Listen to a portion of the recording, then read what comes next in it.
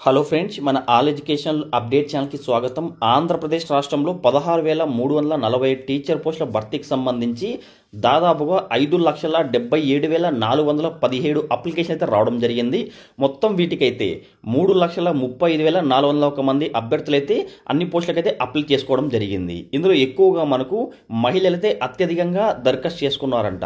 మొత్తంగా 2,03,647 మంది మహిళా అభ్యర్థులైతే అప్లై చేసుకున్నారు. దాంట్లో పురుషులైతే 1,31,754 మంది పురుష అభ్యర్థులైతే దరఖాస్తులు చేసుకోవడం జరిగింది. మనకు మొత్తంగా 3,35,401 అభ్యర్థులు అప్లికేషన్లు మొత్తం 5,77,417 అప్లికేషన్ అయితే రావడం జరిగింది.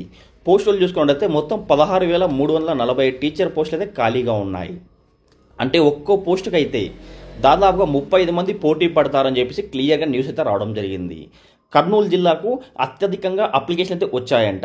మొత్తంగా మనకు కర్నూలు జిల్లాలో 2,678 పోస్టులు ఉంటే టోటల్గా మనకు 73,605 అప్లికేషన్ అయితే రావడం జరిగింది.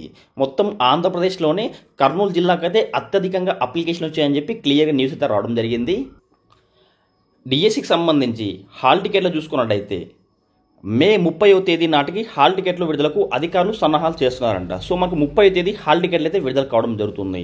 ఇంకా చాలామంది అయితే డిఎస్సి వాయిదా వేయండి అని చెప్పి మరో టెట్ నోటిఫికేషన్ ఇవ్వండి అని చెప్పి కూడా నిరసనలు చేయడం జరుగుతుంది. సో వాటిపైన అయితే ప్రభుత్వం అయితే స్పందించలేదు.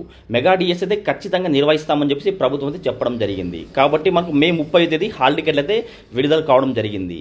ఇలాంటి ఇంట్రెస్టింగ్ అప్డేట్స్ కోసం ప్రతి ఒక్కరూ మన ఛానల్ సబ్స్క్రైబ్ చేసుకోండి.